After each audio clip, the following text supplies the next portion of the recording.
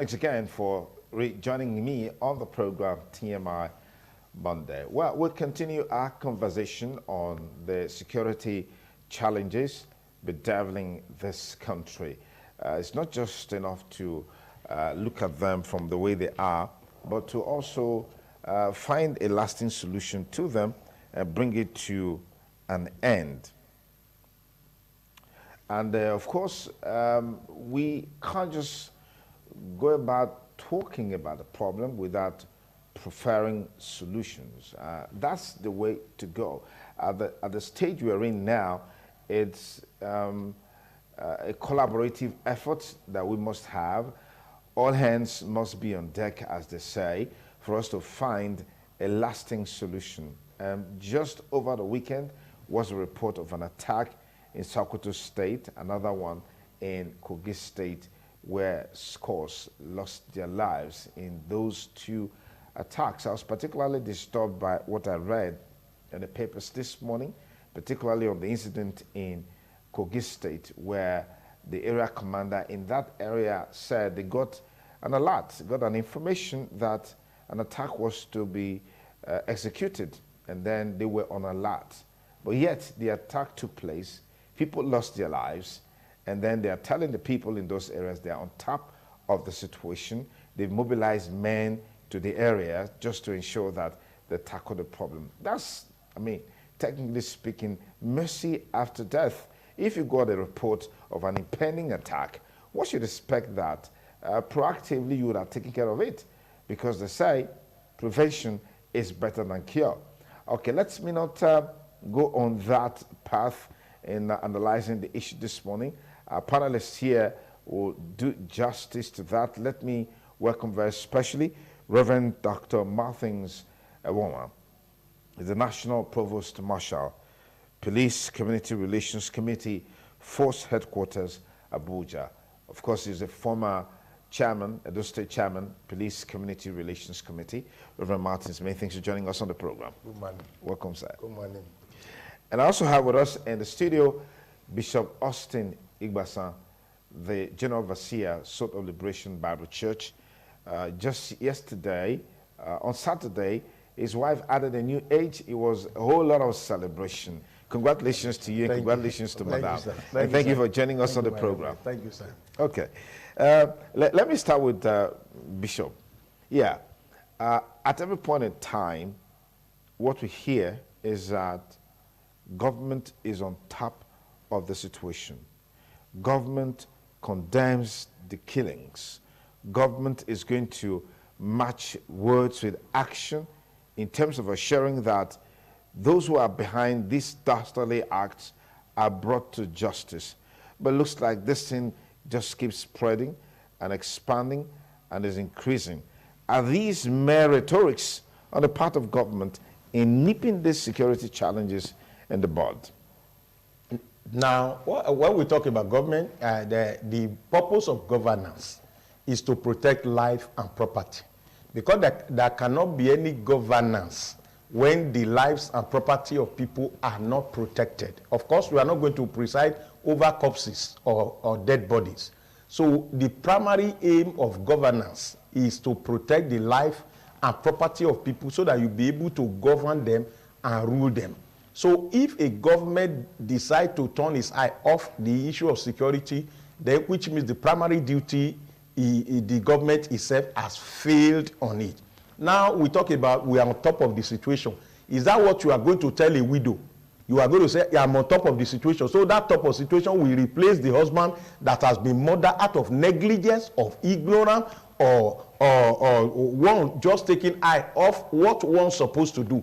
I feel that the government is not looking at it from the direction where these matters are coming from. Because, number one, anytime you hear the government respond, you see that it's either anybody that talks about security, you see the way they respond to it, say isolated cases, you hear isolated cases of people who are dying that cannot be replaced. And don't forget that these people that are losing their persons, their love for their nation will drop when they discover that the government have not done its best to be able to nip this issue on board. the issue of security goes with intelligence gathering. When you are able to gather intelligence and know what will happen, and proactive measures are taken, not only when lives have been lost and we now mobilize men to come and stand there so that there will not be a reprisal attack. Yes. The essence of security is that there must be proper intelligence gathering, wherein the security expert will be they will be shared in the streets in different places where they gather intelligence on what is going to happen, and you'll be able to predict what is going to happen. It's not about witchcraft, it's by intelligence gathering. Okay. And when they do this work and they gather it, then when you gather an intelligence, the essence of gathering intelligence is to make sure you stop such action not to take place. Mm-hmm. You can't gather intelligence and say you gather intelligence and the thing eventually happen, lives are lost, property are wasted, and people are devastated, and at the end of the day you will come up and say you are on top of it. Absolutely, I believe very strongly that the issue of security is a primary aim of a government, and the government must take it very, very seriously. And if it is not taken seriously, you see recurring, absolutely you hear people say, we phoned, we are aware. Even the people that were attacked will tell you that they are aware of an impending attack, and they call and they made reports. What happened the other day in Plateau State, and the people said, we are aware 2 days before this thing happened, and we made effort to reach the security agencies, and at the end of the day, the thing eventually happened, and lives were lost and property were wasted. So, and at the end of the day, this top of situation, how many people are arrested? How many people are prosecuted? It is not by prosecuting them that matters to me, but to stop the life, because even though when you send somebody to life jail, it won't bring the number of people he has killed.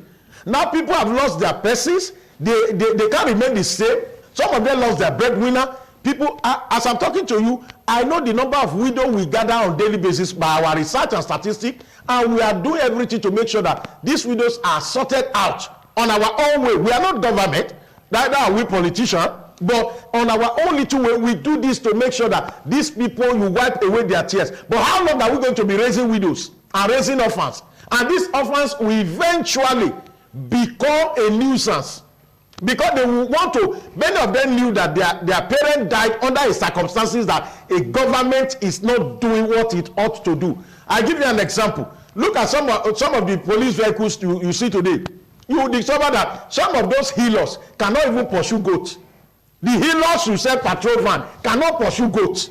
If goats decide to run, he go overtake that healers, and you are saying you are top of what situation? Okay, let me pause you there. If you just joined us, TMI Monday, dealing with Nigeria's security challenges is the focus of our discussion today on the program, on how we can find a lasting solution to the security menace. We have Reverend AOA Okaka also joining this conversation, but we'll take a short break.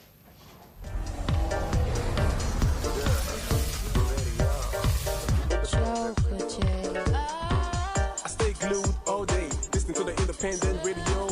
That's the heartbeat station. No need to mention.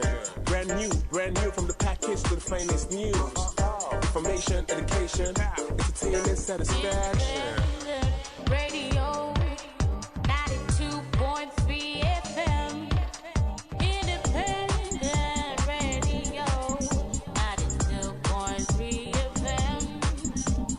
Independent Radio 92.3.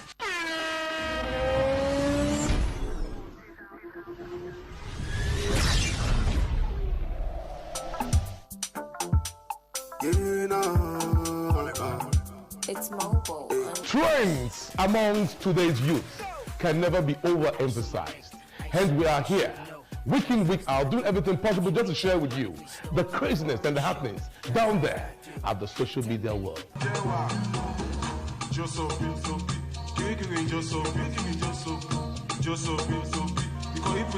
you, the fans who have hung around.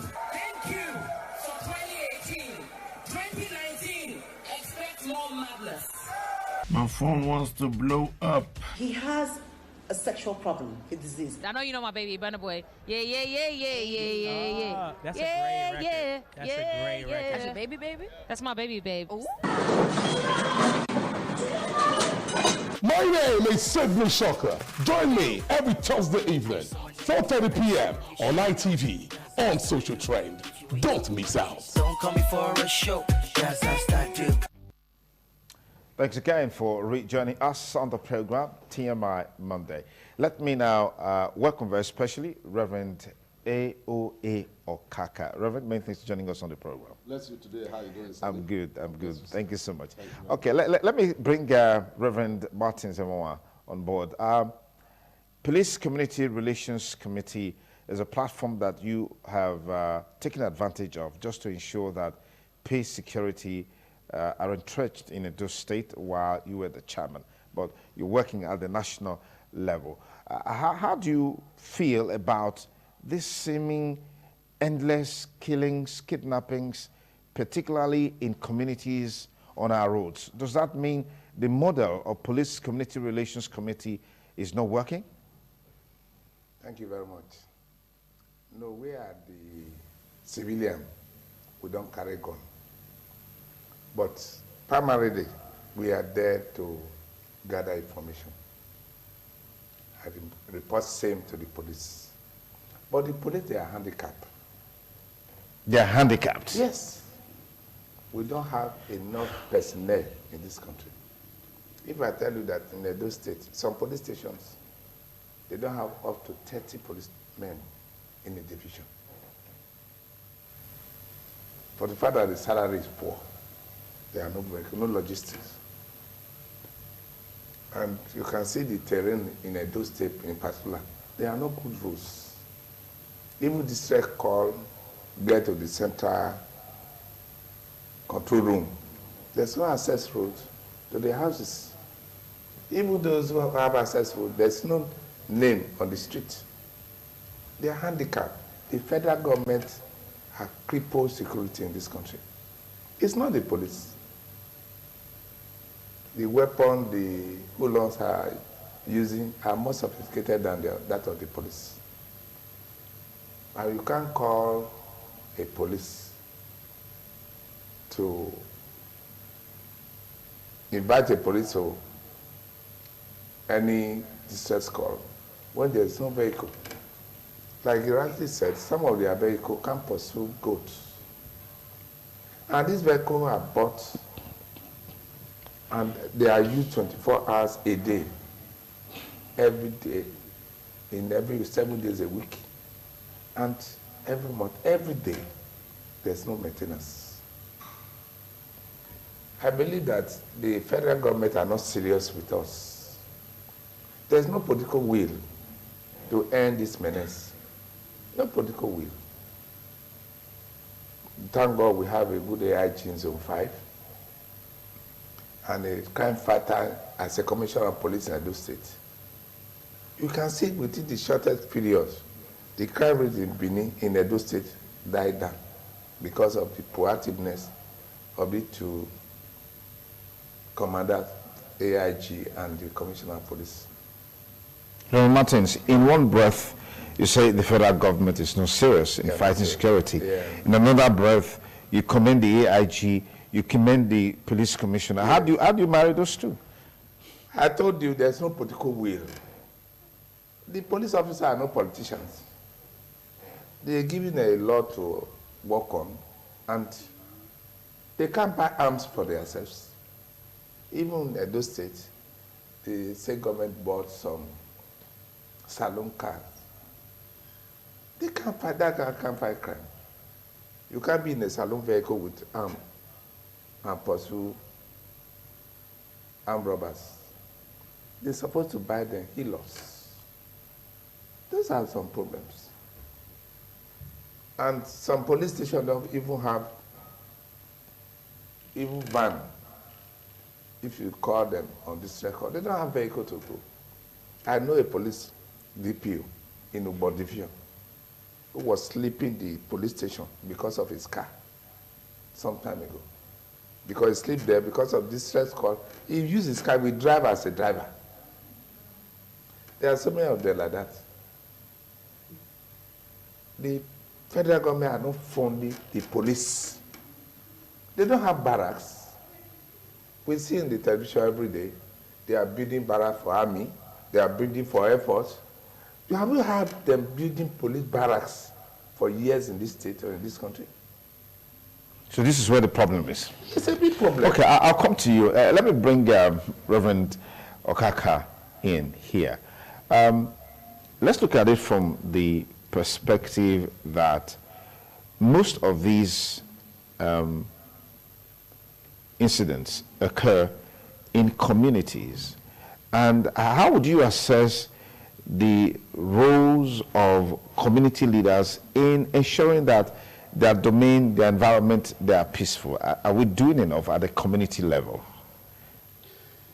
I think, first of all, let me mention this. The responsibility of government to its citizens is to protect them and make sure that life are not destroyed as if you are killing chickens and animals. I would ask that the government of the day wake up to its responsibility. It is not so in so many countries, even neighboring countries. I just want to pull that across. Number two, we all grew from the village. I came from a village background, which I know you do. Then in the village, we have what we call scavengers. They sweep the street. We have what we call a Dionwele. We have what we call the one in charge of the community. We have the town criers. We were able then to know who is living with us, who has just come, who is around. And I remember then, in the village, when anything happens to any house, even if it is like 1 o'clock in the midnight or 12 o'clock, like you hear in Benin, Oyireo, like you hear in Isha, thieves have come and help me. People will wake up from where they are. They will come to the rescue of that individual. I mentioned that because there was this communal spirit then, tied with what is happening now. We don't even know who is living with us. The community men themselves, the leaders, are not able to determine who comes in, who goes. And you are not able to know. As a result of that, you find people from different backgrounds, people of different deviant characters live. With that, we will not be able to control and regulate what is happening in the community. That is why you find that when these ones come, and there are some also who hide these miscreants, when they come, they hide under that disguise. And they attack either in the night, they attack in the day. You take, for instance, a situation where maybe some of these villages, people are going to the market in the morning, in the early hours of the morning, like 5:30, 6:30. I remember my mother was a fish seller, used to go to Ilushi market. She wake up by 4 and they trek to Uromi town and get there at about 4:35, bought a vehicle going to Ilushi. Then we had no incidents of anybody harassing. Do it this morning, wake up by 7 o'clock. You find some of these women that go to hustle to find means of livelihood. They go to village market, they are attacked by some of these miscreants that live with us. They attack them, they kill them, they rape some, they take the little money they have gathered. Because those of us in the community that are supposed to be doing one thing or the other, we have also lost out. But be that is may, let me also say this. The way Nigerians now treat life, in fact, somebody said the other day, I don't know how correct it is, I can be faulted, that the life of an animal is more important than the life of a human being. I don't know how you can correlate that. Lives of human beings are more important than even if it is elephant or hippopotamus. My brother, my co-reverend was talking about the fact that today the armed men do not have weapons to fight. The security agencies. The security agencies, they don't have weapons to fight. We hear these are alleged, may not be true, where they drop guns for these herdsmen. It may not be true, I can be faulted, but we hear it, we see on it on the internet, and all of the things. And then, like he mentioned, The weapons these guys parade. They parade. Where do they buy them? Who brought them in? Who sold it to them? That the policemen cannot.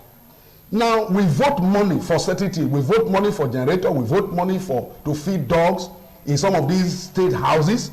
Money is not being voted for repairs of car. The worst car you can see in Nigeria today is NEPA vehicles and police vehicles.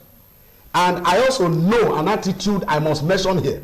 You see, like the scripture says, if you don't know how to repair somebody's thing, when it is yours, you will also not be able to maintain it. The maintenance spirit that our people parade when it comes to government vehicles. We see these vehicles, they are giving 1,500,000 of them. We hear the next day, these vehicles are broken down. But let me also mention this. Nobody may have mentioned what I'm going to say now. Some of those vehicles they are given to police do not have parts. The vehicles are not, you see, in Nigeria, the vehicles that we use are like Toyota, like Volkswagen, like all of those. Those are vehicles you can repair. Some of these vehicles you see, they ride, not necessarily there are no good roads. The governor is doing his best. After all, we know that Rome is not built in a day. There are actually roads, some are good, some are not good. But let me also mention, those vehicles are not good enough. You find a vehicle that is delivered today brand new. Next week, if you see that vehicle and they ask you, was it the vehicle that was given last week? You'll be wondering. You will even be swearing it is not the vehicle. That may be as a result of overusage. We have distress calls and response to those distress calls. The ones that were there before, that were doing the work, how many vehicles were there? And even if they were they maintained? I've never seen, very seldomly, I've never seen police vehicle or what you call them being brought for repairs. Being brought for repairs. They are there. They are the worst vehicle. Let me also encourage those who use those vehicles. Please use them as if they are your own. Okay. When you go to New York, you find the vehicle the policemen in New York use, they are better than some of the vehicles the politicians in this country. I mean, good vehicles, sound vehicles. SUVs. SUVs. Yeah. You saw SUVs. Black, I mean, and sometimes you find one individual inside the vehicle, most cases two. They are funded. They are looking okay. They are fine. Why I say that our people must change. Yeah. Even the police, some of them are not. If you look at the way they dress, the way they look at they do their clothes, the same way they handle some of those vehicles. All right. Let me proceed there, Reverend Okaka. Bishop Igbasan. Well, if you look at some of the website of some international organizations like the United Nations, the World Bank, they've been able to estimate what Nigeria's population is today within the region of about 200 million. Now, are we saying from that population we can't engage enough people that will help to police this country and tame the security menace? What do you make of this? I think it's a deliberate act of the government. It is a deliberate, I will call it a deliberate act, because you see the idle man is devil's workshop. If you call it a deliberate, and there are those who will disagree with you, because I want to explain. In the first term of President Muhammadu Buhari, about 10,000 police officers were employed. I want to say 10,000. 10,000. You are comparing 10,000 to 200 million. Do you know how many police die every day? Die in the line of duty, and there's no recruitment to cover them up. Do you know how many police are going on retirement? Do you know how many police are sick and they are incapacitated, yet they are still in service?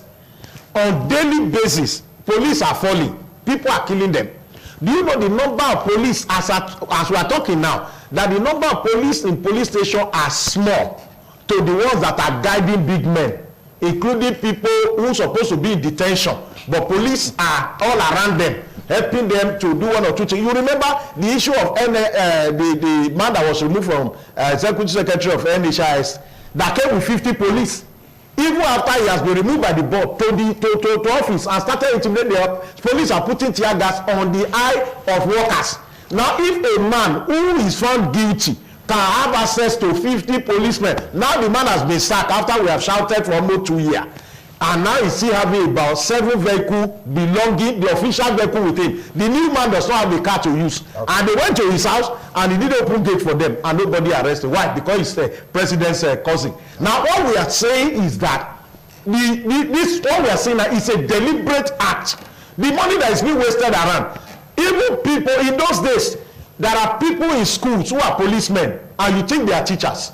They are for intelligence gathering. Many years ago, that you will never know they are policemen. They will be working as a teacher in that school, and their job is to gather intelligence in that place. They work in some other establishment. You will never see them with police ID card because their job is to be like a secret police to gather intelligence around the place. You will see their fellow colleague. They will be in this office as a journalist, but they are policemen. You will never know. Everything that needs to be covered in this area will be covered by them, and there are proactive action to issues.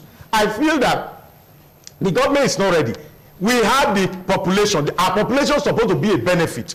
About population, they say 1 police to 400 persons. And when you look at the statistic of what we have now, it's not even very close to that place. There are places you call police post. When you get there, you see lantern there. You see 1 policeman that even what he's carrying is like Shakabula that has not been serviced for over 2 years. And when you see the man call, we see enemy coming, the man had to run for his life. You want him to use his head to be a wedge? I think until government, we have people coming out, we have students coming out of university every year. If the government is proactive enough, even the NYSC, some of them can be swapped to go to police college, go to ASP course and train them and bring them back. Let them be gainfully employed by the government, because we have so much teeny youths who are not being engaged. Today, they are engaging themselves, because when you don't engage them, they will engage themselves. You go to Israel, you see small girls, 18 years, 13 years, all of them, there is no kind of arm they don't carry. They were trained to be a bravo, to be a commando, to fly on the air. Go to South Korea, the same thing you have there. South Korean government borrowed money from Nigerian government during Shagari time. Today, go to South Korea. We can never meet them in 20 years. Why? Are these people coming from space? But it is about political will to do things. We have the crowd, we have the population. It ought to be a blessing to us and engage them. Today, the 10,000 we are talking of recruitment. When they were writing the something, how many questions? 60 questions with Arabic and the other 40 with other English. Because our police now is Arabic police force. So they need to learn. Bishop, you can't substantiate. I substantiate what I'm saying. I have a candidate.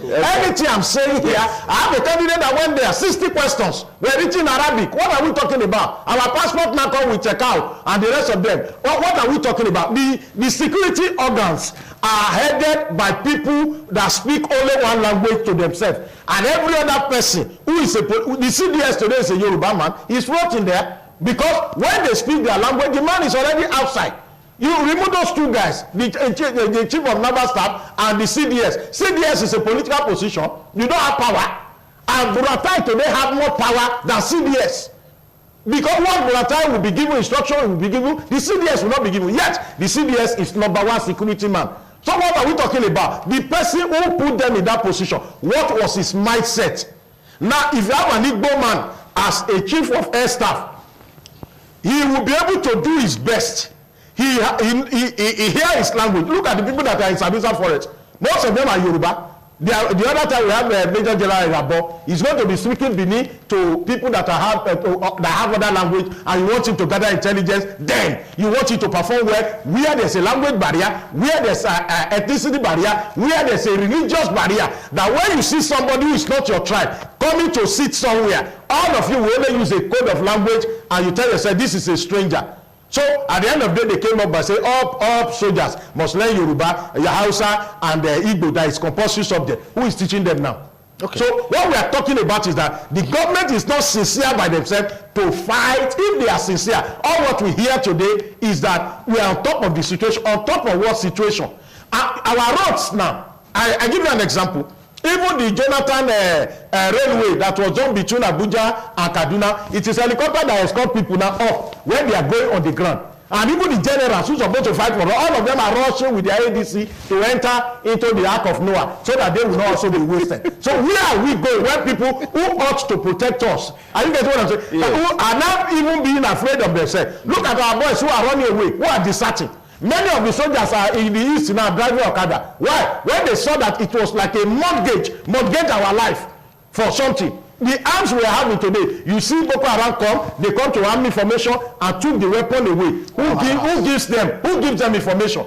Who told them the route? When our boys are going like this, at the end of the day, they corner them and shoot them. Who gives the army route? How they pass their way? Army does not move in the desert like a civilian. Who gives them the route of where they are passing? So you think there's a compromise? Yes, a heavy compromise. There are people in the army who are also selling the arms to the enemy. There are people that are making money. Let me proceed there. Last week in Sokoto, we saw what those boys do to their GOC. That money they took away, is it the money of a personal money of that man? They have been escorting him for years. So what we are talking about, the security problem we are having today is a benefit to a lot of people within the security, outside the security, and other people who are involved. All right, let me proceed. Thank you, Bishop Austin Igbasan. Reverend Moa, let me come to you, particularly on finding solution to the problem. In recent times, we've seen eminent personalities, elder statesmen, traditional rulers speaking out over this issue. Is this a little bit too late? It's never too late. It's the government that the root is the problem we have. The traditional ruler can speak to their people. Well, this problem, they've always been there, even before this administration came on board. Let's establish that. Now. Yes, it's always been there. I've said it earlier. The political will is not there. They are not voting enough money for security, for the police. After all, the army are to protect the external aggressors. The police is supposed to be. That is why we thank God for Young, who started the police community relations. And they are happy. Like he rightly said, you can visit some banks. There are some policemen there working as undercover. Yes, all over the place. The police is doing well. They are proactive, but what to defend the common man is not with them. All of us, whether you are a market woman, whether you are a bishop, you are a Nigerian, try to play your role. Secure your house, secure your street, secure your community. That is the only way out. We have to be proactive. This is not a matter of having help those who help themselves. It's not. But we have to play our roles by collaborating with the police as an individual. Even if you are not a member of PCROC, PCROC is community-based, and the federal government is talking about community policing, which we have been practicing since 1984, and it's eating some dividend. But the real backing is not there. The federal government is not investing on the police. So that is the way out. We're supposed to have police posts. When we are growing up, we have horses. Policeman is on a horse, doing some surveillance. We don't see that happen now. No vehicle, no horse. You see police dog going on over. You can't see police dog. Who will feed them? Is it the policeman who use salary to feed them? They drive faster.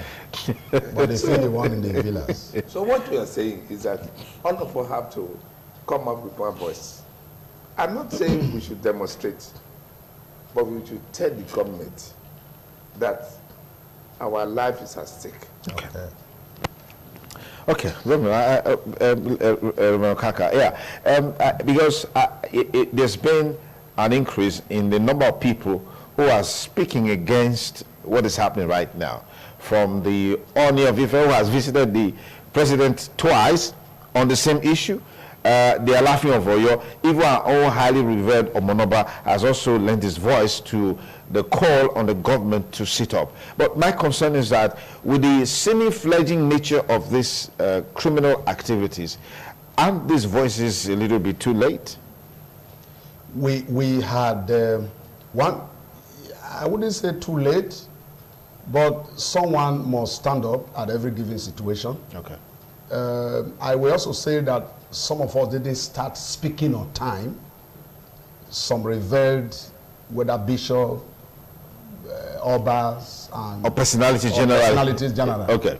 Because, like I said in my opening speech, life is very, very important. Life is valuable, is given by God. I would expect that we keep speaking. Personalities should not keep quiet. I know they are able to protect themselves. They've got the money to take in some few police.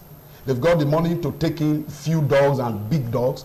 But what about the commoners, the masses? They are more in number. Like my colleague said, we have over 200 million persons in Nigeria if the statistics is correct. Okay. And then we grow every day. But the number of lives that are annihilated and destroyed on a daily basis, be they armed men, be they police, be they soldiers, and all of that. I know some few years back, when soldiers die, the people will be afraid to say that they died, police died. My own immediate senior brother died on the line of duty.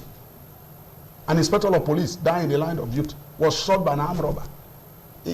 Till today, I still remember, my own immediate brother, who bear the same name with you, is gone. Wow. And I know what has happened. They have brought out their life, they have risked their lives. The government should be able to help them. Police outside, like he said, like I said, have four guns. One here, one here, one here, one here, four. With an arm that can cut a steel into two. We don't have them here. So the political will that my friend is talking about is not only to speak, it's also to bring out money. The money that is voted on a monthly basis that governor take home, which they call security vote. If half of that money is used to buy arms, he was saying that they are not. If half of that money is used to buy arms and help the police, it will go a long way. Help the police and help the soldiers. Because the soldiers that are dying, when I came in, soldiers that are dying on a daily basis, police that are dying on a daily basis, when they now know that their lives also is at danger, you send them on duty, they will be running away. Yeah. The other day, somebody, I think it was the chief of army staff, who said that a soldier left Sambisa Forest because he said, the guy said that I shouldn't be the one to go and throw away my life. Because I saw one who got married 3 months after his husband died at the Sambisa Forest. Yeah. Who are those that have been sent to the Sambisa Forest? Who are those policemen whose lives are being risky? It is also those we feel that they are down below. I would suggest and recommend 2 things you ask me. The pastors should keep speaking. Big pastors, personalities, no matter who you are, we should keep speaking. Let's speak to the government. When we speak, they don't hear. We will pray and ask God to touch them so that they will hear. And when they hear, it will be like what happened in the scriptures. That the scripture says in Esther chapter 6, the king could not sleep. I'm not preaching.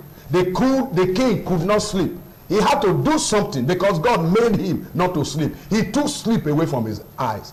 So my prayer also is that these men that God had given us, who are now ruling us, who are now pretending over us, who are political leaders that are in charge, we who are pastors, we should be able to do our own from our own, our perspective, where we are. Those leaders, politicians should also be able to do their own and make sure that life, the sanctity of life should be upheld. Our children are dying. Those of them that have died in the Mediterranean Sea, you don't know how many die on a daily basis. They say they are not traveling. They are still traveling. Because they just sat down and look at, in the next 20 years, how is life going to be like? And when they seem not to find hope at the end of the tunnel, they said, even if I die, when they don't see my dead body to bury, it will even be better for me. Please, enough is enough. I appeal with respect. Only of Ife has been there twice within 1 week. Let others wake up like that. Let bishop, those of us who are pastors, if we have the opportunity in the church, in the platform, wherever, let's speak out. Let's come together. Some of the reports the other day under President Jonathan, that what do you call that? Is it Constituent Assembly of National Assembly? Those people that were brought together. That report had not been looked into. In that confab, they call it confab. That report had not been looked into.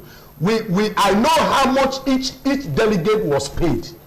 Each delegate was paid. The one you hear is even bigger, is even big. The one you didn't hear is even bigger than the one you know. And all of that went to the drain. Nothing is happening. The few policemen, the commissioners in various states, some of them are doing well. When Bala was here, he did well. The present one here is doing his best. But let's help them. When I say so, I mean that we should help them. Information gathering. When you find information till you go to a police station to release it, one other thing you must find out is that will you be safe? Will they keep the secrecy? That's another thing. Okay. If you give all of them and help them, we will be able to have a society that is free of crime. Okay. Others have done it. By the grace of God, we can do it. Absolutely. But where we fail, what happened in Assyria may happen in Nigeria. God will come down by himself and he will start bringing the rain down. Those enemies that are terrorizing all of us, snow will come from heaven. It will open the ground and people will be swallowed so that we can have peace in this country. Enough is enough. Thank you, Bishop Reverend Okaka. Yes, I expected that because information gathering is key to dealing with any security situation. Yeah. Bishop Igbasan said something that how is it possible that an army convoy is passing through a route and somehow there's an ambush like the one that happened a few days ago?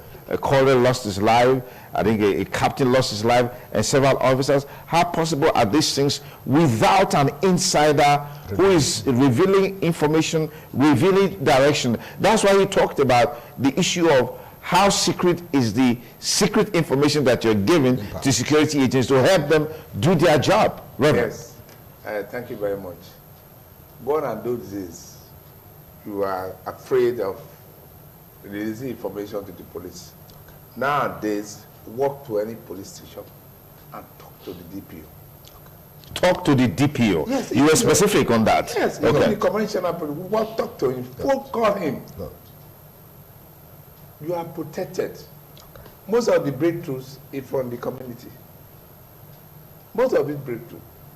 The police tell you, we had a privileged information. We were able to have a breakthrough.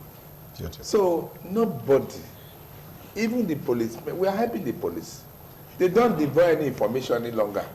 Those days, if we are talking of the 18th century, not the 21st century. Okay, okay, thank you.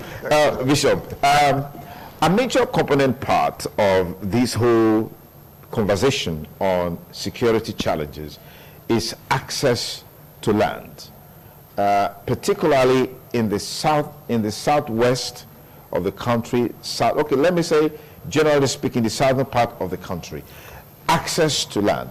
You find people who will come with maybe a genuine intention of getting a piece of land for normal business. You find that in the course of time, in the process of time, you know, that becomes a foothold on that area. And then before you know what's happening, there's expansion, there is increase. In some states, there are regulations now on sales of land. I don't know what you make of that as a way to checkmate this problem. Because if you go around in communities, you find some community leaders who will give lands to people or sell lands to people without questioning what the person intends to do with such a property. I don't know what you make of this. Now, I think the issue of security is the work of all of us, and the issue of this corruption has also spread far and near. That, like Reverend said the other time, that when somebody is coming to a community, we know how many of us are here, who is coming to join us. And when somebody is asking for a land now, there are supposed to be a kind of screen, sort of, to be able to ask, who are you, what are you into, what do you want to do with it, and all the rest of that. But I think that some of these challenges, there are also people like who are traditional rulers, some people who are community leaders, who have also been compromised. That has also added to what we are saying. Like the Reverend has said here about police. No matter what the government want to do for police must also work on themselves. If you go to the police station now, you see the kind of money you will see where they are collecting bail.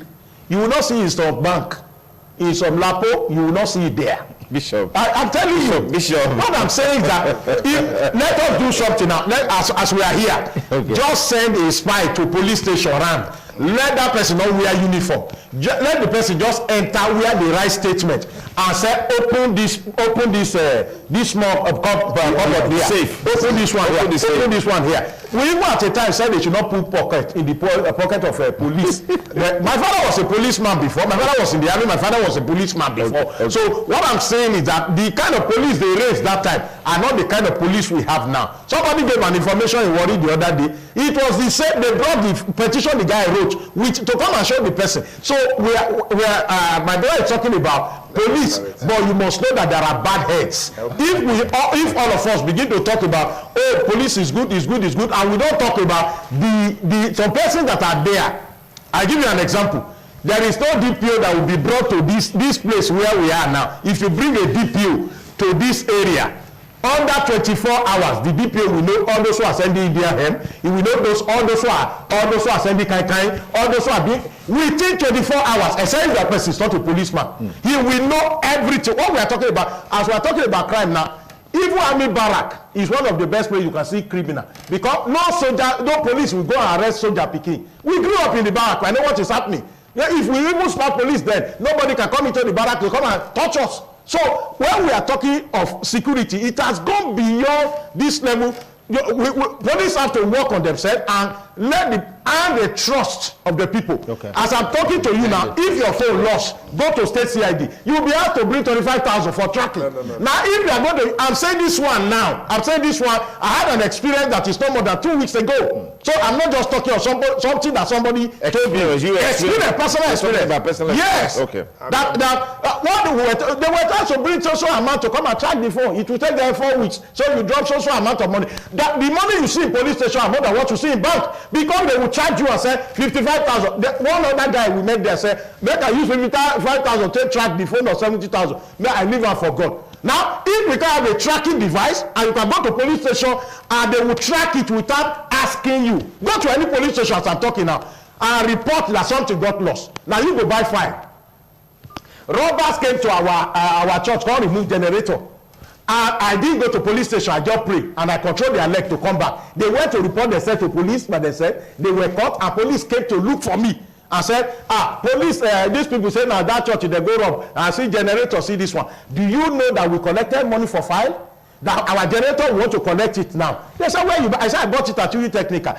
We see stories full ground, but we didn't leave the police there, police station empty-handed. Even after losing generator, that it was not police that arrested, it was God that brought those guys to come and confront them. That was a seat to. It is not a seat. We contribute to police force. What I'm saying is that my brother will never talk against police because that is his constituency for now. We who are outside, I'm talking to you now. Just hold on. If anybody phone lost as we are here, yes. The phone of my wife was taken. It was 25,000. They said we should bring. I told my wife, leave me something. My own wife. I'm not talking of outsider now. Okay. So when we are talking about what the other people we met there, our police will be charging you as if you are buying something in a shopping mall. Okay. Yeah, you get what I'm saying. So if you don't deny that one, sir, it is real. If you say police is rebranding, I will believe you. But for us not to look at police and be able to say there are some persons within police who are not helping the work. Yes, as we have pastors now, we have some pastors who are doing some things that is spoiling our name. So for us to come here and defend police as if everybody on the police is well, we will not be helping. We will not be helping. Even money that is meant for some of the commander, it doesn't go through the network and go down. So we must be able to speak to people who are there to be able to do it well. Is it okay? Government give you this, give you hillocks, and there's money allocated to take care of hillocks, but they will not go carry for repair, even when it is bad. If everybody is passing the junction, the checking point, you carry pure water. Police is a dropper. You carry tatase, it's a dropper. You carry gile, it's a dropper. In a checking point, you don't see that one in other country. Okay, Bishop, let me pause you there and get Reverend to respond to some of these issues. The topic is how to. Yes. It's part of it. It's part of it, sir. It's part of it, sir. It's part of it. Because they are security of just calm down. It's part of it. How to deal with the problem is part of it. Yeah. You know that security is everybody's business. Absolutely. Yes. That is correct. Most of the money you are talking about, they are the exhibits. from the criminal in the cell. Oh. Okay. Listen, money you see in the locker are money. They are exhibits. They are exhibits. Not money collected from bail. No, Okay. no, Okay. no, Bail is free. Okay. Listen, let's be factual. Okay. Let's be real. Okay. How can you give bribe that you say the money in there is more than the money in the bank? It's never so. So you want me to mention police station? No, Bishop, no, Bishop is okay. It's okay, Bishop. I won't tell her where to get it. You have established the We will now say another week. You will not bring Bishop. I will not bring police. You have established the point. You established the point you want to Your make. father was a policeman. Yes, and a soldier. You are giving testimony.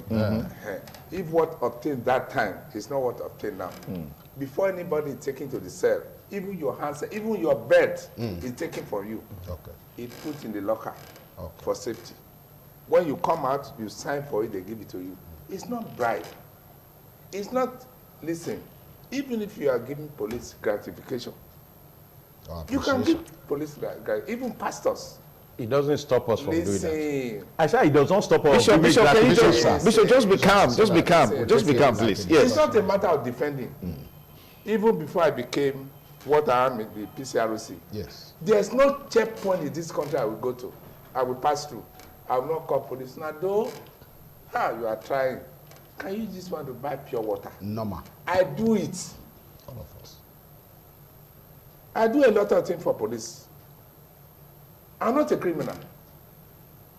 But to say here that the money in their locker is money for bail, that is not correct. It's not correct. But that's not to take away the fact that listen, the people are not still collecting monies for bail.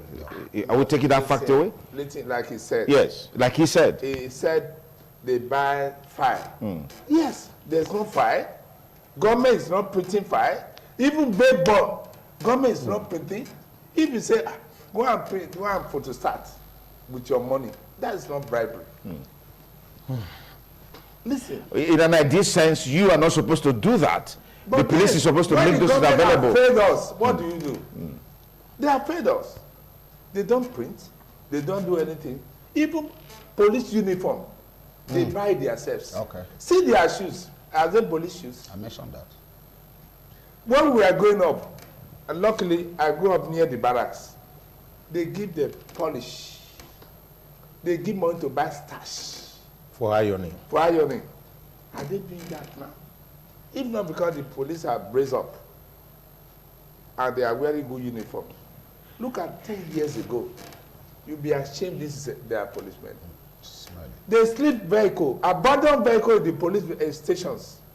In the night they open and sleep. Okay. We started building bedroom and toilet for inside an area command. When I was area chairman, I built 6 bedroom and toilet.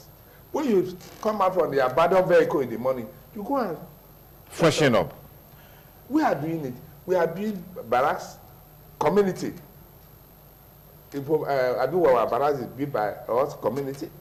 Why is built by us, community. This young boy, this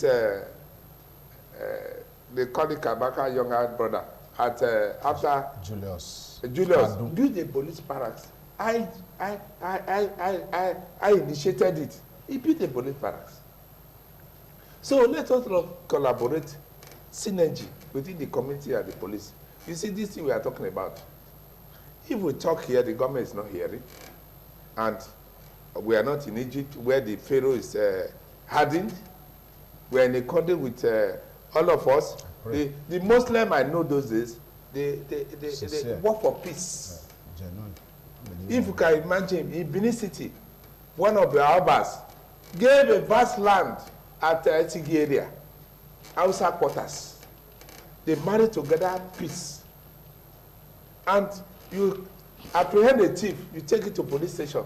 The law is there, you can arrest and take it to police station. So let all of collaborate with the police. You know, cooperate with them. Augment what they are doing. Okay. Their salary is more. Those days when we are growing up, police lorries bring police from the barracks to the station. Now they check. The law is that you're not supposed to handle check with weapon But now they trek. They don't have vehicle for themselves. Okay. If this is the current situation, Reverend, so what is now the way out in terms of getting more policemen and women in view of fighting this menace of security currently bedeviling the country? If those already in the force are having these challenges, no logistics, poor funding, poor salaries, poor condition of service, poor barracks, and everything poor. So what is not the fate of those who probably were thinking when they bring in, will populate the police and help to fight security? Is that ever going to be possible? I want to believe as a pastor there is hope. I want to believe as a pastor that there is hope. I also want to look at the fact that the government should be able to look at this whole thing holistically.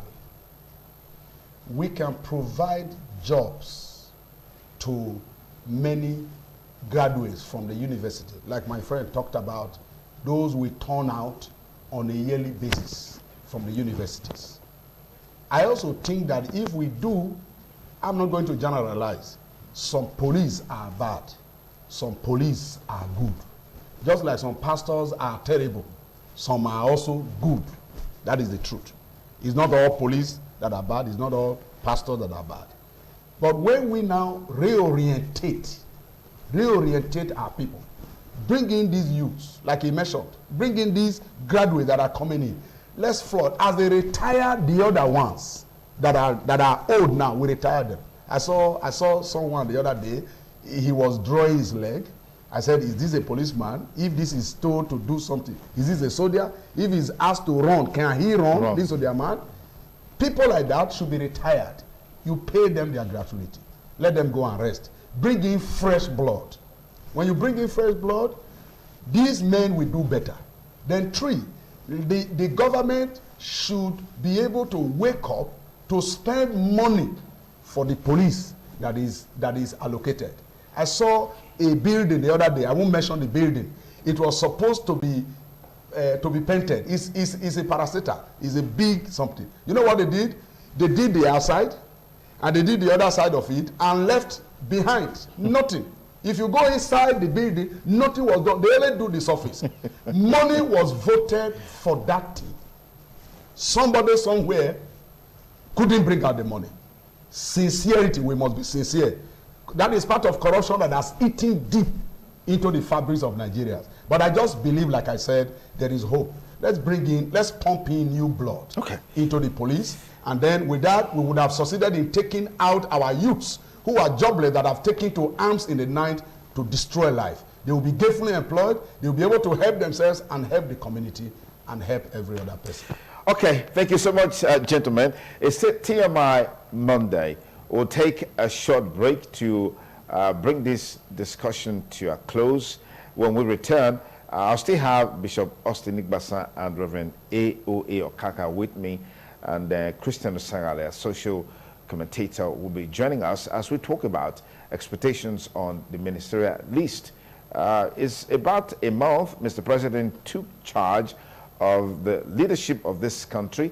I haven't gotten a second term mandate. We're waiting for that list to come out. What are expectations? Stay with us for details of these and more in a moment on TMI Monday with yours sincerely. TMI, every opinion counts. Many thanks again for rejoining us on the program this morning on ITV Monday. Well, we'll get to the next phase of our conversation on the show. Expectations on PMB's ministerial list. The Senate has given an ultimatum, tacitly though, because we heard the Senate saying, well, this is not an ultimatum to Mr. President, that he must submit the list latest this Friday. But you and I know that that's what it is. Let's call it spade a spade. That's what it is. And why is it so difficult, really, for this list to come out? Some have said a major turning part of this whole issue of the ministerial list coming out is in the Southwest, where there are a whole lot of political intrigues. And some say, well, there are concerted efforts to whittle down the powers and the influence of the Asiwaju himself in the scheme of things. We'll look at all of these in our conversation in the next couple of minutes. But let me welcome Christian Osagali. Christian is a social worker. He's also a public affairs commentator. Christian, many thanks for joining us on the program. Good morning. It's my pleasure. Okay, you've been following the conversation backstage, looking at the issue of security and what it has become today. What are your thoughts? Let me just get your thoughts on that. Honestly, over time, I've actually looked at security. The way Nigerians are going about the issue of security is we hit ourselves in the foot when we leave security in the hands of government alone. Security is a collective business. And if everybody see it as part of what I need to do, because when you hear kidnap anywhere, or you see maybe herdsmen take over any community, people live in that community. This issue of it does not concern me, it's not my headache, it's basically the problem. Like this mayor of Dora that was freed the other day. He stayed in Kano, they kept him in Kano for about 2 months. It's not an isolated area. People are living in that place. And the people that were taking care of him were indigenous of Kano. The four that facilitated the kidnap were four indigenous from the same Daura community. So when people begin to look at society, that it's only these people that can protect me, then there is a problem. You know, in those days I were growing up, we live a communal life where what happened in my neighbor's house is my headache. I was hearing him saying in those days when you say Oyireo, that's right, the community wake up. But today when you hear Oyireo, you lock your door and begin to phone those around you not to even come out. So the problem is the fact that we are beginning to see ourselves as empire. I don't want to say modernity is the cause of all this problem. Because in those days, when you build your house, you don't have a fence that is big, that is taller than the building. But these days you have. In those days, I never hear anything like iron doors. But these days you have, and these same iron doors are broken. You know, I was just, as we were hearing, we were discussing on the background there, somebody said, you see, like there was one day, this issue of indiscipline, or to your tent, all Israel. Somebody did something very wrong. I don't want to mention it on air now. And they were observers. People were looking. And a guy, someone called to go and meet. Why are you behaving like this? As that one was about to show remorse. The other people were not challenging the other guy. What is your problem? Leave him alone now. Are you the pastor in this our midst? Are you the one to start preaching? Leave him. So you're saying that Nigerians should take ownership of fighting security? Yes, outside the country. For example, there's a 4-flat apartment, for example. Yes. If I'm upstairs and I hear that maybe there's a problem down flat. Yeah. Let me say as minute as wife beating husband. Yeah. I mean, or husband beating wife. Yes. Me upstairs, I don't even need to come down. Just call police. Police will come. Okay. And before police come, sir, more than 15 people must have called police. Yeah. So police now knew that problem is not a secret problem. They will handle it very well. Yeah. All right. Let me pause you there and just look at what has gradually become a source of concern. The ministers that are supposed to work with Mr. President as we speak, they are unknown. Expectations are high that this name will soon be transmitted to the National Assembly for screening. And the Senate is just on the verge of going for a 2-month recess. Giving Mr. President, a deadline of Friday, what do you make of that? Let me start from Bishop Igbasan again. Number one, the president is an old man, and that has been his style. So I don't know why Nigerians are panicking to want to change a man from who he is and his way of doing things. People advise at the second time, when the man come back, he's going to do it. You know, when somebody wants to get a driving license, you become a learner within that period. And after learning process, you get your driving license and you are still putting learner in the front of your car, then people need to go and check if the person wear or he not wear. Because the process of when you are a learner, you put this something there. You want to say the first 4 years, we see example of Donald Trump, who President Obama was still sitting. he has started giving appointments to people on those who are going to run. The first time we had 6 months, and within 6 months, everything by the end of 9 months, we now have minister. So what I don't know why people are expecting the man to change overnight, or they wanted him to do something different. The reason is that no matter what you say, what the president wants to do, even we have taken our mind to look at issues that will happen in another country, and you see the presence of a president in that place. But our president will tell you, take his time. Some people were killed in Benue, they were doing a mass burial. In another country, you will see two. When students were shot recently in America, Donald Trump gave audience to the teachers of that school where they shooting. The children that were shot were about 6. So I don't know why Nigerians are expecting something different. There's a level of age you reach that you become regulated, regimented, and you cannot change your style. Well, no, listen, the president might not bring the list by Friday, and there is nothing Senate will do. We are only wasting our time upon his saliva, because when he wants to release it is when he wants to release it. Then two, the people he wants to appoint are the people he's going to appoint. If you take your mind back, oh, we are going to reshuffle the cabinet. The man promised them he's going to reshuffle. Did he reshuffle anybody?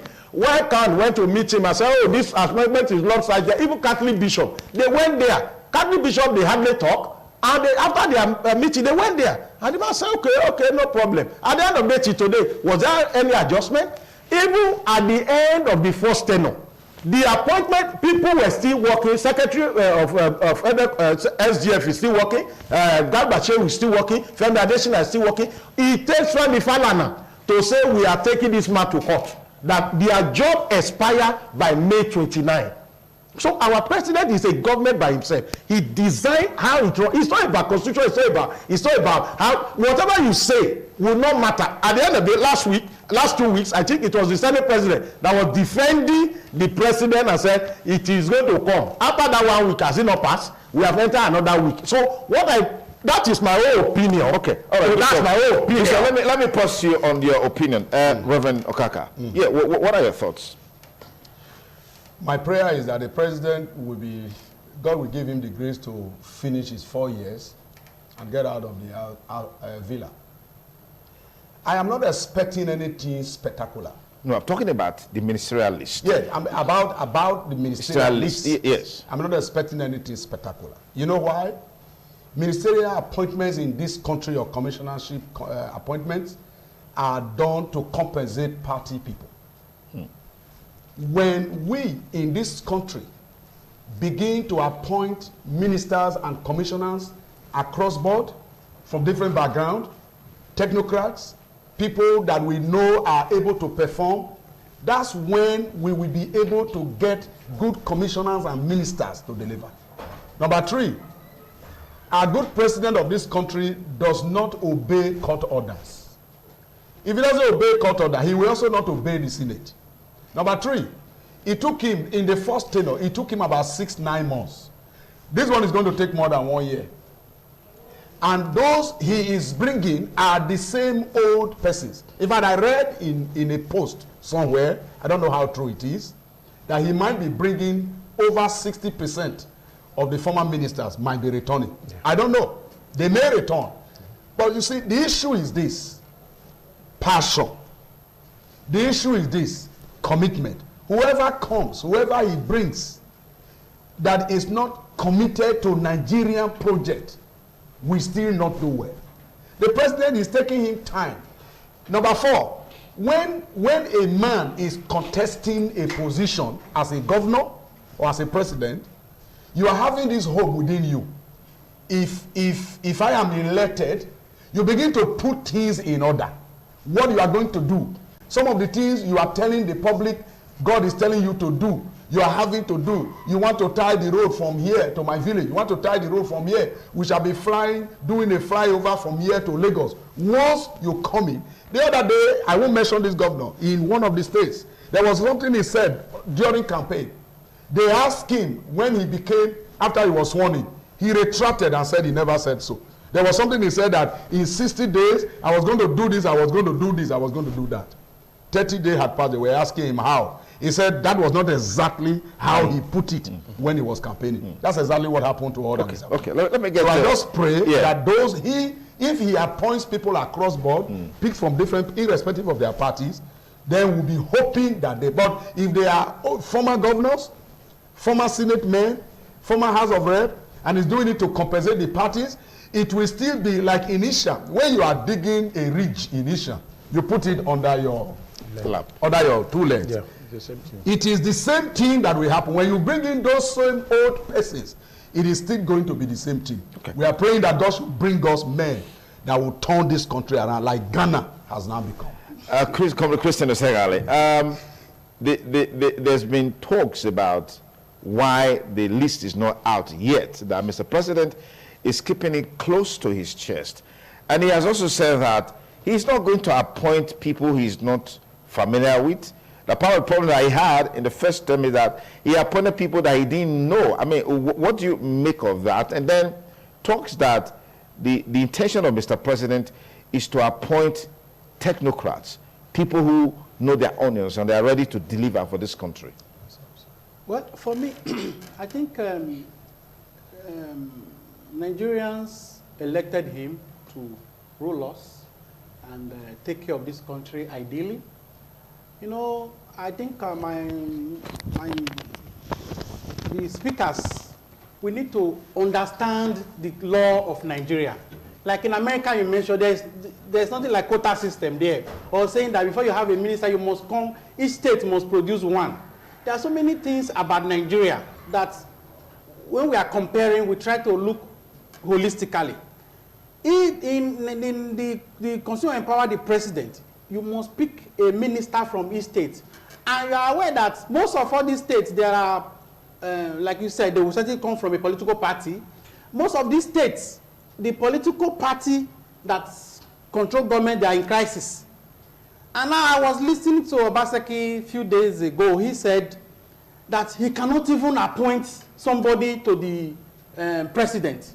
You understand? So that means there are issues that is, holding him. And for example, now he appoints somebody to the president. Another letter came. President have about 24 letters on his table that this person name, we don't want it. The president will need to clear those problems.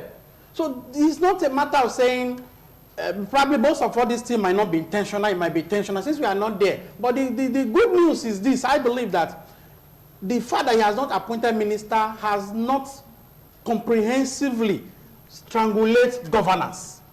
The way Nigeria system is structured, outside the ministers are merely political positions. The permanent secretary are there. The administration of every ministry is going on completely. And you are not aware that civil servants are complaining that their salary are not be paid, no minister to sign their salary. And I listened to one of the senators the other day that even outside the minister, when they send appropriation bill, the permanent secretary will still come on board to defend. Even the bill, the appropriation bill, when minister go there, it's not them that prepare it, it's this civil servants on grant. So for me, the government is moving. And I don't think it will take the 1 year you mentioned to bring the ministers. Let's hope so. Like I believe, like in Zamfara State, you are aware that immediately after election, all the people elected on the platform of APC were asked to drop their position. And APC there is in crisis, even in different states like that. I believe if the president was having the kind of constitution that we have in America or in Ghana, like you say, you just decide who you bring on board to rule you. No problem about that. Even if eventually he still name his ministers, complaint will still come from most of these states that this person is like this person is like this. Like he mentioned about technocrats.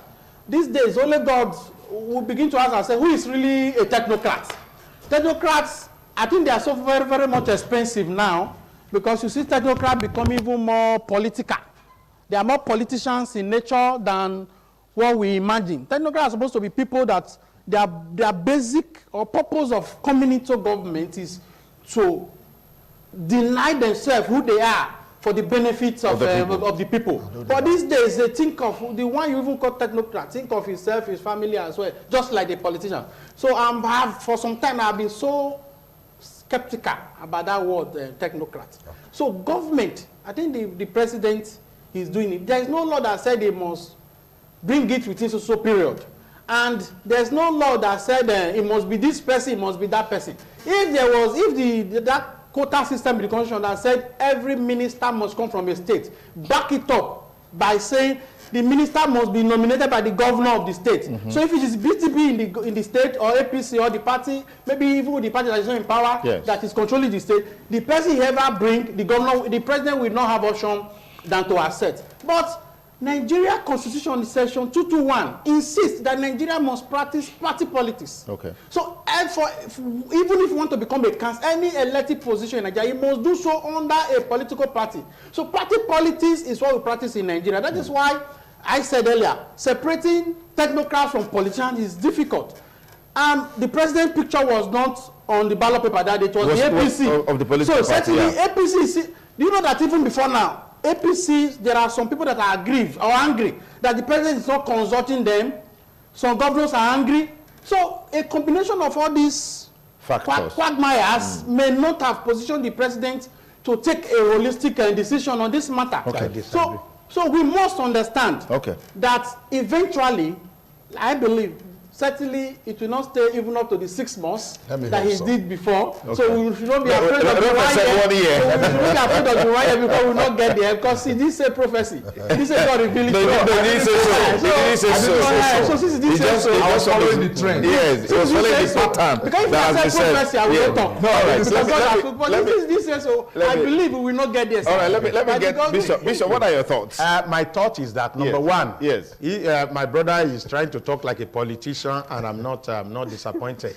I'm not disappointed. The issue is that I take your mind back. Do you remember Chief Frank Kokori was given a letter of appointment from the president, and it took that man 3 years. Even when he met president one-on-one, said, they didn't swear me in. The man said, okay. Personally, he didn't send somebody to president. That letter they might have, they have not swear me in. And somebody insisted, and the president is sitting down, and for 3 years, that man was not sworn in. And you want to be defending now to say... So let's not make it personal.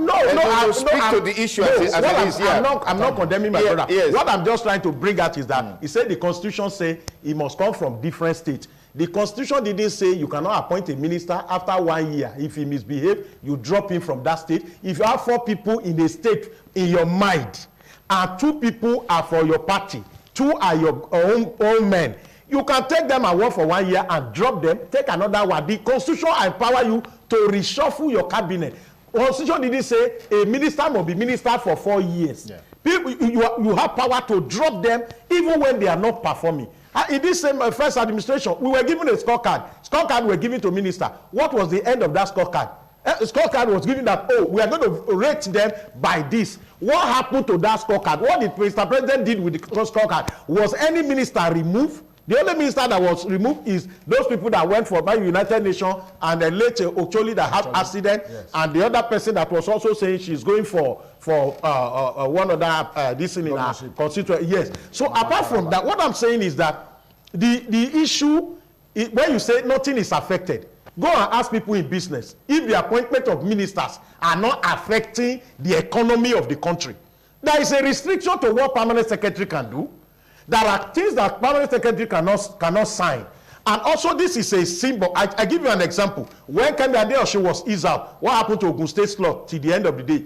When Dr. Fayemi went to election in Ekiti State, was Ekiti slot not left alone and nobody replaced them from that state till the end of the tenure? Is that what the constitution said? Somebody else was brought from somewhere to come and double in that position when a state that ought to have its representation. That is what the constitution said. Yes, yeah. The constitution was broken, and Ogun State, they shared the grace of that last administration, did not have a representation. Ekiti State did not have a representation by the virtue of, and that appointment is supposed to be that when that person is going, another person is picked from that state to replace the person. Then nobody show up there. What I'm saying is that, to me, we should not, my own mindset is that you have people you want to work with. Today, the president has the National Assembly at the palm of his hand. He has the judiciary. He doesn't have any problem at all. So no excuse. There's no excuse. As to why there's a delay. You see, Senate president appointed somebody to work with him, and the wife of the president said, drop the person. With PhD or political communication, that guy was dropped. We have a Senate president now. We have a Senate now that will not argue with Mr. President. Yes. So there is supposed to be any problem when you appoint people, even though there's some crisis in those states. By the time the crisis is over, you drop some minister and pick on. Let me get Christian in here. The president said he's not going to make the mistake of the first tenure in his appointment. He will only appoint people that he's familiar with, that he's very sure of, that he knows. What do you make of this categorization? Yes, I think the president is looking at the mentality he has about next level, basically. Okay. Because when you say you are going to appoint people you know, even if somebody recommended somebody to you from a particular state, yes, there is some way you will find out who the person is, what the person has been involved in, what will qualify him to occupy that particular position. The president, actually, I believe, he wants to take his time. He would prefer to offend maybe the party so that he can make the best of appointments. Yes, make the best of appointments. All right, let me pause you there. It's the TMI Monday. We'll take a short break. We'll be back with the rest of the discussion. Don't go away. TMI, every opinion counts. On the last lap of the show, TMI looking at expectations on PMB's ministerial nominees. Of course, we had Comrade Christian Osagale on the floor before we went for the break for the news. Christian, yes, established the point that you were making against the background of the comments made by Mr. President on those that he wants to appoint. So like I said, he is trying to take his time to avoid mistake because he is fully aware that for him, there's no process called the third step. So this is his last time, and he needed to, probably they were wrong in the past 4 years, he needed to see how he rewrites the wrongs. You know, for me, I am not too anxious about commissioners, ministers. Like he said, he is just a miss of fueling the party machinery. I think the fact is this: the office of the permanent secretary, either at the state, federal level, can perform the 100% function of a minister or a commissioner. And that is why government cannot be in vacuum. So when you send correspondence to the office of Ministry of Information, for example, now, and now right now they have permanent secretary in the seat. So whatever the minister would have done, the permanent secretary will do everything comprehensively.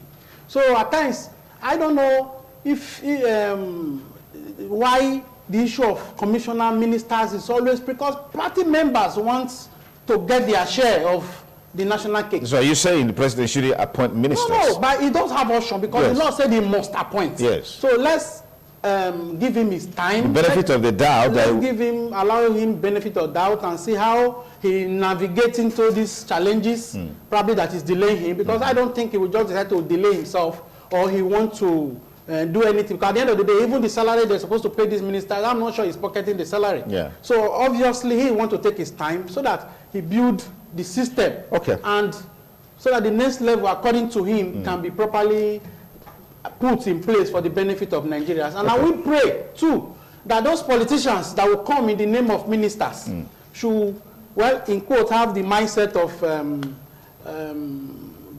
what do you call those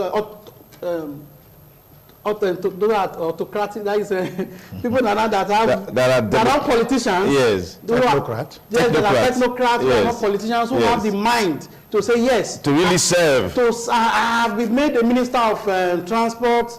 I want to make sure that the transport network of Nigeria is working well for the benefit of Nigeria. Because at the end of the day, it's not only the president that will ride through those transport systems, or the minister of works and housing, all the roads that are federal roads are bad. I must make sure before I leave, I must do them well. So there should be those persons, not those persons that will say, yes, my time has come for me to feed my pocket and the pocket of my relations, friends, and family. So by the time we have such people come on board, Nigeria will begin to move forward. Okay. That's the dream and aspiration of everyone, that Nigeria moves forward. Reverend Okaka, this is quite critical because I remember a resolution was also passed on the floor of the Senate where they just said, okay, send us the ministerial nominees.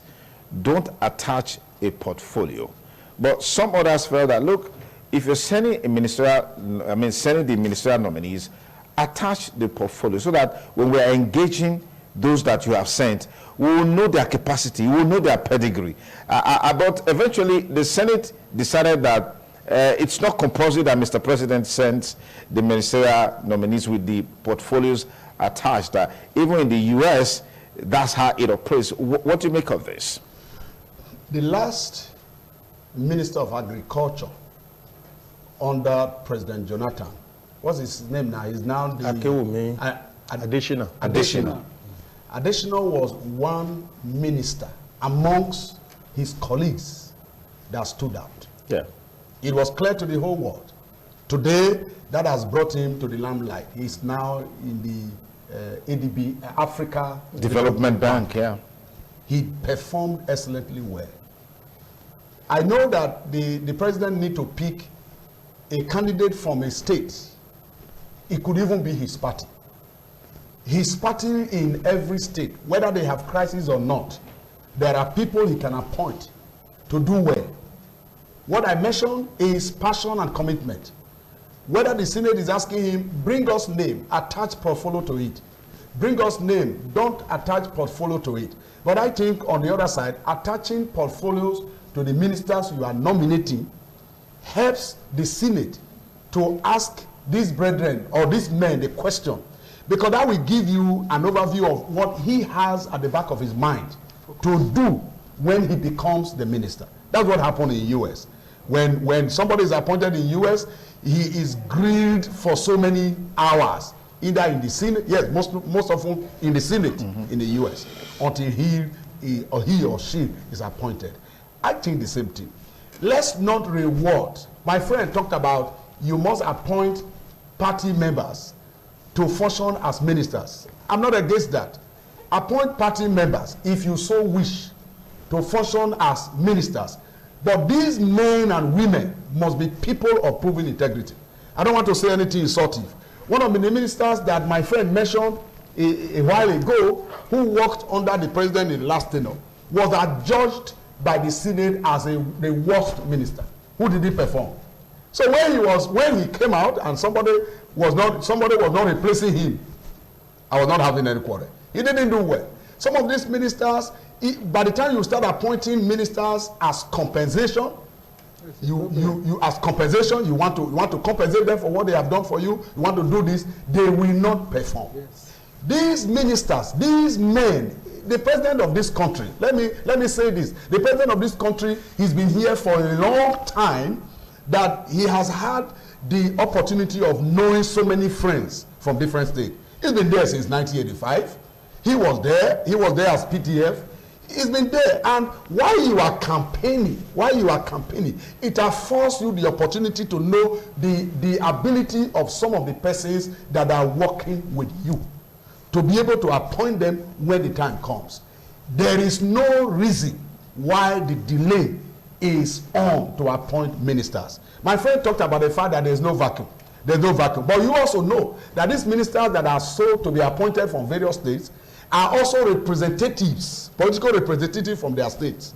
When you appoint them, they have to attract one or two things to their state. If you appoint a minister of defense from here, you appoint a minister of agriculture from here, you appoint a minister of finance from here, there is that likelihood that while he is there, he is having a rapport with the president, he is able to attract one or two things to his own state. And then it could be said that while he was the minister, either minister of state or a substantive minister, he was able to attract one or two things. My prayer is that whoever is going to be appointed, whether they are technocrats, whether they are businessmen, whether they are university, whether they are just living in university, whether they are professors, let it be that those to be so appointed should be people that have this country at heart. This country at heart. I'm glad the president has been able to meet his aspiration. He's been wanting to be a president for so long. He's now the president. He's going to serve out 2 terms. He will be regarded as a former president when his tenure ends. He's done his own. You also know, like he mentioned, age is there. There are countries where you have 90-something years as president. But the truth is this: those of them who are old now should begin to groom the younger ones. Appoint people that will do well in governance, whether they are ministers, whoever, whether they are cross-board or across-party, whether they are technocrats or whoever. But I want to repeat, people that have this country at heart, who want to contribute, who want to right the wrong, who want to make sure things are fine. When a president appoints a minister, and he's able to appoint a minister, but he has no guts to replace a minister and drop him when he or she is not doing well, something must be wrong somewhere. Okay. Something must be wrong somewhere. Bishop Austin Igbasa, yeah, what would you say were misgivings with the appointments made the last time that we can learn from in making new appointments? If you were to appoint Mr. President, let's assume your PMB's political advisor. Okay. well, what I will say is that I've always canvassed this, that how do you know a true politician? That I want to see a true politician picking the commissioner of finance from an opposition party. That is when you will know if the person really wants to. It's not about, we have spoken that it has to come from each state. I expect Mr. President in this tenure to know that none of these people's name will be remembered after this section. Though the Senate President said when he was canvassing that if he has his opportunity, we want the president to rule forever. But Constitution will not allow, and people like us will not allow that one to happen. Now, you should know that there is no third term. And we will not, in any guise, we will not say there is not going to be third term. So whatever we are going to do now must be done now. If I were to advise the president, number one, choose people that you know. Try to even disobey your party now. Disobey your party and face the consequence. Look for people that will help you carry the cross. You have the power to drop anybody that is not performing. After all, it doesn't need another term. He does not need another tenor. There's a way you operate that you don't need another tenor. Number one, Mr. President now has Senate in his hand. You see that even when the House of Rep is talking, Senate has already countered. He said, why will you talk? So the president now have a better option, because look at the appointment that was ratified last week. It was almost 2 years with Saraki, and they were complaining of certificate. But they were ruled out last week. I'm not justifying that, but I'm just trying to tell you that now some of the things we will expect in this second term. That some people will not even have certificate, they will not have school, but they will be given appointment. You see that it doesn't take up to 2 hours for that guy to be. When people say, oh, they say the eyes have it, and they rule that guy out. Even though if he's going to go there tomorrow and he doesn't know what to do, he has been passed by the Senate. And all the people that will come now, they will take a bow. Some of them will take bow, they will not ask them question and just go. Well, I want to advise the president to look for people that will move the nation forward. He should go beyond his party. Let him dare his party. Let him listen to suggestion of other people. There are people, Professor Akuyili, late Akuyili, was not a member of PDP. She was not a member of PDP. She delivered a lecture, and Obasanjo was there. And they decided to pick that. This woman is intelligent. She was somewhere else when she was brought in. These are people that made sure that they stood their ground. What has not happened in the history of NAFDAC? We have a professor in our university here who headed NAFDAC. Nobody heard about NAFDAC. But when Akuyili was there, US sent their team to come and do a course under the NAFDAC. And after the Akuyili, have you heard anything about NAFDAC again? It has gone to oblivion. Now, because you need a leader that have the capacity. The woman said, I'm an Igbo woman, but I'm not related to anybody. This job is total. And the history of Nigeria, Akuyili is the only person that led them to army barrack in Ojo Katume and turned a company that had been there producing fake gin, Bacchus, nobody had been able to enter army barrack. That woman went there and turned it upside. Yet the woman did not sack people in NAFDAC. Okay. She only brought them together and told them, this is what I want to do. This is what I want to achieve. This is what I want. We don't need to sack everybody. All right, let me get a final word from you, Kristen. If you were to advise Mr. President. Well, I will advise him to do the right thing, but I will not advise him to dare his party, because in his party there are responsible people. But unfortunately, like my brother said earlier, you described that most of these ministers, they hardly represent the state. They represent themselves. So once you make them minister, they want to remove the governor of the state. And that becomes a challenge. That becomes another challenge. So you engage responsible people. Responsible people who mean well for Nigeria. All right, thank you. Not those that, like I said earlier, that want to fill their pockets. All right, Reverend, last word. Last word, thank you. I just want to pray for the president that God will give him the wisdom to do what is right. and appoint people that will help build Nigeria better for our youths for tomorrow. Thank you. God bless Nigeria. Bishop Igbasan, thank you for coming. Thank you, sir. Christian, thank you for coming. Reverend Okaka, many thanks for coming. And big thanks to Reverend Martin Sawoma, who was here much earlier. That's our program for today. Remember, you can follow up on our show on our YouTube platform, www.youtube.com/live. Please ensure you share our videos and like our page. That's it on TMI Monday. My name is Sonny Duke Okosun. Thanking you for staying with us. Have a great week ahead. Bye for now.